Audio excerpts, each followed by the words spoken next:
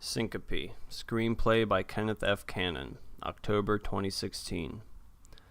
Syncope Act 1, Scene 1, Interior, Dream Sequence, 2-year-old Jeremy's bedroom.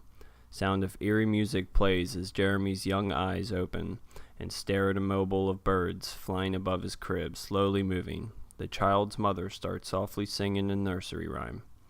Hush, little baby, don't say a word. Mama's gonna buy you a mockingbird. And if that mockingbird won't sing, Mama's gonna buy you. Loud crashing, breaking, and fighting sounds can be heard coming from another room. The father starts yelling. Dad yells, "Honey, call 911. After Mom rushes into the other room, blood-curdling screams can be heard and she starts crying. Suddenly, the sounds of the severe stabbings begin. The child's mother screams in terror. Mom screams, "No, stop, stop!" The whole time the parents are being brutally stabbed to death, the child lies in the crib, staring at the mobile, moving slowly while making baby talk. When the sounds of the screams end, the sound of the toddler's heartbeat gets louder and louder as it grows faster and faster. The child's heartbeat blends in with the creepy music before the scenes fade slowly to black. Scene 2, Interior, the main character, Jeremy's bedroom. Jeremy's eyes slowly open from a deep slumber. It takes a few seconds for his eyes to unblur before he sees the poster of Gwen Stefani attached to his bedroom ceiling. He yawns, then rubs his eyes after just waking up. He sits up in his bed looking at the posters of his favorite 90s alternative bands and movies on the wall like Nirvana, Alice in Chains, Pearl Jam, Star Wars, Reservoir Dogs, and Goodfellas. He's still sleepy, disoriented, and hungover. He scratches his head, yawns, and stretches his arms out. His hand slams the alarm clock after it goes off at 7 a.m. Somehow he always wakes up a minute or two before it goes off. Jeremy gets out of bed and walks past his dresser, decorated with all of his high school trophies, community service, and honor awards, as well as his cologne and class ring, etc. He walks past a picture of him as a baby with his parents and bottles of antidepressants on his way to the bathroom to get ready for school. You can hear him brushing his teeth before he turns on one of his CDs, No Rain by Blind Melon. Scene 3. Exterior, establishing shot of the front of Jeremy's grandma's house. Jeremy is late for school and rushes out of the front door with his backpack over his shoulder. His grandma, Rosa, is next door talking to the neighbors in the front yard. A police officer is greeting neighbors and pulling out his report pad. Jeremy says, "I'm running late for school, Grandma. I'll have to skip breakfast." Jeremy runs over to his grandma and gives her a warm hug and kiss before he heads off to school. Neighbors say, "Good morning, Jeremy." Jeremy says, "Good morning. What's going on?" Neighbors say, "Look at what someone did to our mailbox." Jeremy notices that the mailbox is pulled out of the ground and dangling in the chimney. Police officer says, "You know, folks, it's probably just a bunch of kids." Jeremy, "Do you suspect any of the local riffraff?" Jeremy says, "Not sure, but I will let you know if I hear anything." Jeremy jumps on a skateboard, he puts on his headphones, and he hits play on his old Sony Walkman. Alice in Chains, Rooster, plays as he skillfully winds down the hill to school in a zigzag pattern. Scene 4, Exterior wide shot, high school campus. Jeremy arrives at school showing off some of his skateboarding skills and is greeted by his best friend Nick. Nick, "What's up, bro? What happened to you last night? Last time I saw you, you were doing a keg stand and then killed the rest of that bottle of tequila. I got distracted by that new girl, Katie. She's such a Betty. Then I turned around and you were gone." Jeremy says, "Don't know, man. I don't remember a lot after that." He laughs. "Just headed home, I guess. I wasn't feeling it." Nick says, "It was only like midnight, bro. But damn, you drink like a beast and you just keep going." He laughs. "I don't know how you do it. You're the school valedictorian, class president, star soccer player, and a good old church boy. Not to mention a fucking party animal." They both laugh. Jeremy says, "Yeah, you know, I don't know how I do it either." Nick says, "Well, don't die on me, bro." They both laugh. Jeremy says, "I won't, I'm good. So you hook up with that girl Katie last night?" Nick says, "Nah, not yet. She wants the D, though, bad. I can tell." Jeremy and Nick both head to class in separate directions as the first school bell rings. Scene 5, Exterior wide shot of high school. Bells ring. Kids run out of the front door. Jeremy and Nick walk on the soccer field and are greeted by their teammates. Jeremy looks over at Molly, his girlfriend, sitting on the bleachers as she waves. Teammates say, "What's up, bro? What's up, dude?" Jeremy says, "Any of you know who put my neighbor's mailbox on their roof last night?" Teammates say, No, dude. Bro, are you serious? Someone really do that? Who the fuck?" Jeremy says, "Yeah, fucking assholes. Just let me find out who it was." Soccer coach says, "Jeremy, come over here for a second." Jeremy, "Coming, coach." Jeremy walks over. Teammates to Nick, "Yo, you see that girl in the red dress last night?" Teammates start talking about the girl at last night's party. Jeremy walks up to the coach. Jeremy says, "What's up, coach? You need me for something?" Soccer coach says, "Jeremy, take a knee, son." Jeremy takes a knee as the coach continues to talk.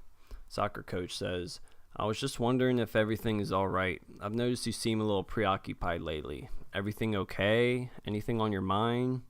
Jeremy says, "Nah, coach, I'm good. I just got a lot on my mind right now with graduation, and I've been studying really hard and trying to figure out which college to go to. On top of it, my grandma, you know?" Soccer coach says, "Jeremy, you're a good kid. You have nothing to worry about. Everything will work out for you. You're an A student, and not to mention a damn good ball player. You're going to be able to get into any school you apply for, and most certainly with a full scholarship. But I must say, I've been worried about you lately. Let me know if I can help with anything, okay? How is your sweet grandma Rosa, by the way?" Jeremy says, "Thanks, coach. She's good. It's just her dementia is getting a lot worse. She's very forgetful, you know. I worry about her a lot. She forgets to turn off the oven sometimes, or even lock the door. She forgets a lot." Soccer coach says, "You're a good kid. She's lucky to have you there with her. Older folks get forgetful sometimes at that age, especially with dementia. It happens to all of us eventually. But she's lucky she has you, son. And if there's anything I can do, just let me know, okay?" Jeremy says, "Thanks again, coach." Soccer coach says, "All right, team, huddle up." Scene 6, exterior shot of the side of a car pulling up in front of Jeremy's house. The Pretender by Foo Fighters is playing as the car rolls up in front of the house. The song stops when the car door slams. Nick is walking around the car as Jeremy and Molly get out. The three of them start walking up to the driveway past the neighbor's house before Jeremy stops. They start looking over at the neighbor's house. The mailbox is gone from the chimney. Jeremy says, "Molly, I forgot to tell you, someone yanked my neighbor's mailbox out of the ground last night and put it up in their chimney." Nick says, "That shit's crazy, bro." Jeremy says, "Yeah, man, it's fucking weird." Molly says, "I bet it was those stupid Bomer brothers." Jeremy says, "They better not fuck with my house." Nick says, "If they do, we'll fuck them up." The three of them continue to walk up to Jeremy's house and in the front door. Scene 7, interior shot of Jeremy's bedroom. The three of them sit on his bed listening to the Nirvana song Lithium playing in the background on Jeremy's parents' old CD player. Molly says, "Sorry I couldn't meet up at the party last night. My parents are being lame, and anyway I had to finish up my paper on Canterbury Tales for Miss Beaver's class." Nick says, "Beaver?" He laughs. Jeremy says, "It's okay, babe. I missed you though." Molly says, "What time did you get home?" Jeremy says, "I don't know, not exactly sure." Nick says, "Midnight." He chuckles. "Bro, you only listen to 90s alternative." Molly says, "It's his parents' music. He loves it and so do I." Nick says, "Yeah, I mean, I like Nirvana too and all, but how about playing something current, like 2008 once in a while? Yo, put on that new Jay-Z track." Jeremy says, "Jay-Z's badass. Hey, I heard he's friends with Obama." Molly says, "Do you think he'll become president?" Nick says, "Nah, no way. My dad says he's a terrorist." "Yo, Jeremy, you decide exactly what you're going to do after graduation?" Jeremy says, "You're an idiot." He laughs. Molly says, "Of course. He's known since he was 5 years old what he's going to do. After what happened to his parents, he's got it all planned out." Nick says, "Yo, Molly, don't say that." Jeremy says, "Dude, it's okay. She's right." Nick says, "So what are you going to do?" Jeremy says, "Graduate from college and join the FBI, of course," he says as he gets up off the bed and walks out of the bedroom towards the bathroom. Molly says, "Don't forget you're going to marry me too," Molly says loudly as Jeremy walks out of the bedroom. Nick says, "Is he still having nightmares?" Molly says, "I'm not sure. He doesn't talk about it a lot, but I know he's in pain after losing his parents the way that he did." Nick says, "That's fucked up. His parents getting murdered that way, and the serial killer still out there somewhere and not knowing if he will ever come back. Is he still seeing that shrink?" He says as Jeremy walks back into the room and stands in the doorway. Nick says, "Bro, I'm sorry, I didn't mean to." Jeremy says, "It's okay, dude. I'm gonna find that motherfucker one day. He took my parents away from me and ruined my life. I'll have justice one way or another. You can bet on it." Grandma Rosa shouts up the stairs, "Jeremy, you kids coming down for dinner?" Jeremy says, "Yeah, Grandma, thanks. We'll be down in a second," he shouts back politely. Nick says, "Your grandma's so sweet. Hi, Grandma Rosa," Nick yells to her. Jeremy says, "Yeah, I love her, but sometimes I think she thinks I'm my dad at this age." Molly says, "So, it's the weekend. Are we heading over to Christy's party later? Her parents are out of town, and I missed all the fun last night." Jeremy says, "Of course, baby." Molly and Nick get up. The three start to head down the hallway for dinner. Nick says, "I hope Katie is there," he says as he walks out of the bedroom. Scene 8, exterior establishing shot of the party at Katie's house. Jeremy, Molly, and Nick enter through the front door as their friends greet them. Teens are everywhere, dancing to the booming music of "Yeah, Yeah" by Usher. Teens are scattered everywhere, dancing, drinking, playing beer pong, and doing keg stands by the pool. Nick says, "Where's the booze at, bitches? I'm ready to get crunk." Jeremy, Molly, and Nick weave through the crowd, dancing with their friends on their way to the kitchen to look for the booze. More friends greet Jeremy and Molly. Nick sees Katie by the pool and heads over to her. Jeremy grabs him and Molly some beers. Then they head out back to meet up with Christy by the pool. The party continues out by the pool with people dancing and acting crazy. Christy says, "What's up, lovebirds? Thanks for coming. The night is going to be epic." Molly says, "It already is." Jeremy says, "Yeah, thanks for inviting us, Christy." Then Jeremy chugs half of his beer. Christy, "Of course, I love you guys." Molly says, "Aw, we love you too."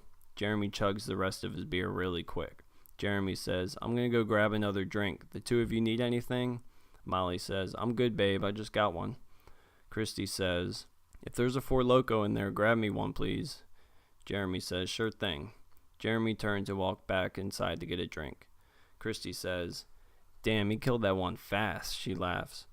Molly says, "Yeah, he's been drinking a lot more lately, poor thing. He's forgetful too. It might be all the drugs they have him on." Christy says, "I feel really bad for him. It's kind of crazy what happened to his parents. You're lucky. He's sweet, smart, not to mention a babe." They laugh. Christy and Molly notice Jeremy doing his usual keg stand before he goes to play beer pong with the guys.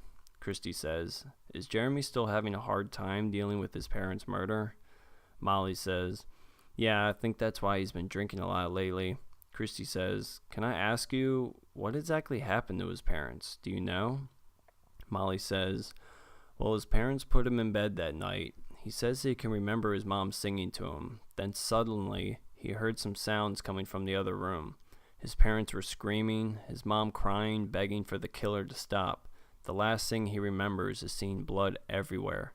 The police rushed him out of the house as soon as they got there. He's been living with his grandma ever since he was 2 years old." Christy says, "And they never caught the killer?" Molly says, "No, that psycho serial killer is still out there. He stabbed his dad 13 times before he slit his throat, and then stabbed his mom 41 times before he stabbed her in the heart." Christy gulps. "Who? Oh my God, did Jeremy tell you that?" Molly says, "No, his grandma told me about a year ago." Christy says, "Wow, I can't imagine. That's horrible. Does he ever talk to you about it?" Molly says, "Not much really, but he's seen a psychiatrist. He's just been dedicated to getting into a good college so he can join the FBI serial killer division and find that asshole." Christy says, "Does he ever think the killer will come back for him?" Molly says, "I think deep down he worries about it, but not that he's told me. He has a lot of nightmares and all the pills they give him aren't really helping." Christy says, "Aw, poor guy." Molly looks over at Jeremy playing beer pong with all his boys. Molly says, "Hey, let's go get another drink. I really need one after talking about all this." Molly and Christy get up to get another drink. They pass Jeremy playing beer pong with the guys as they head inside. Nick meets up with Jeremy playing beer pong. Jeremy says, Dude, you talked to Katie? Nick says, yeah, bro. She still wants the D. Jeremy noticed Katie talking closely to a guy named Zach. Jeremy says, looks like she wants Zach's D right now. He laughs. Nick looks over as his mouth falls wide open. Nick says, what? Damn, fuck. Jeremy says, you snooze, you lose, dude. He laughs. Jeremy's team wins the beer pong game with a series of epic shots. Nick says, nice shot, bro. Speaking of shots, let's go do some. Jeremy says, alright, sounds good. You all be back. Skip me this round. Jeremy and Nick walk away. Jeremy and Nick walk back inside to get shots. Jeremy pours one for him and Nick. They take a few shots, cheering each time. Nick, ugh, tequila. Jeremy, yum. He laughs. Jeremy continues to take one after another. Nick says, damn, slow down, killer. Jeremy says, why? Nick says, well, at least save some for me. The night is still young. Jeremy says, if you've been through what I've been through, you would drink like this too. Nick says, I know, bro. Molly and Christy walk up to the boys to take a few shots with them. Christy says, Eric's a douche pickle. Molly says, well, break up with him. Christy says, I did after class today. The girls laugh. Nick says, yo, Christy, you and Eric broke up? Christy says, yeah, he's a fucktard. Nick says, nice. Nick is attracted to Kirsty. Molly and Jeremy laugh. The four of them start taking shots. A little later, Molly is walking through the crowd looking for Jeremy. She finds him sitting outside alone by the pool and sits down beside him. Molly says, are you okay, babe?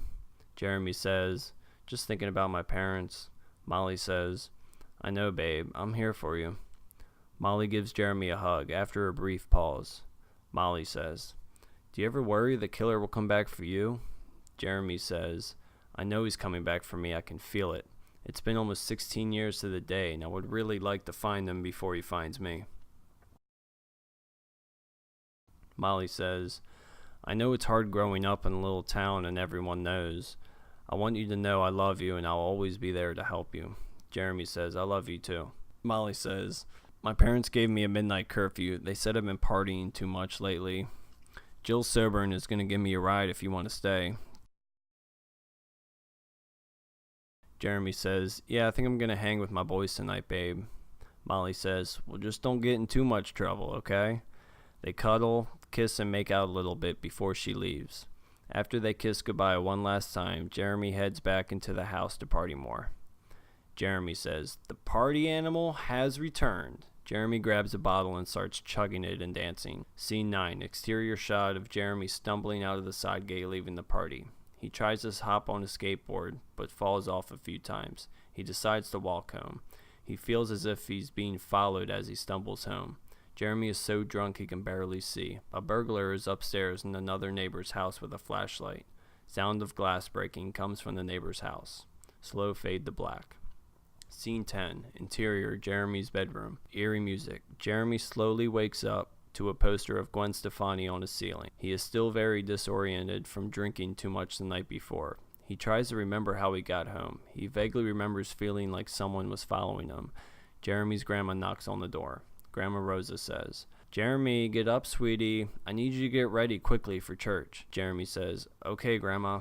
Grandma Rosa says, Miss Franklin called this morning and said the Wilson house was broken into last night while they were sleeping. Nick's baby sister Sarah is missing. Can you believe that? I need you to get up right away, honey. They are assembling search parties over at the church right now. Jeremy sits up in bed quickly. Dolly shot to extreme close-up of Jeremy's face. Look of horror. Jeremy says, no! Fuck. He's back. Cut to black. End of Act 1.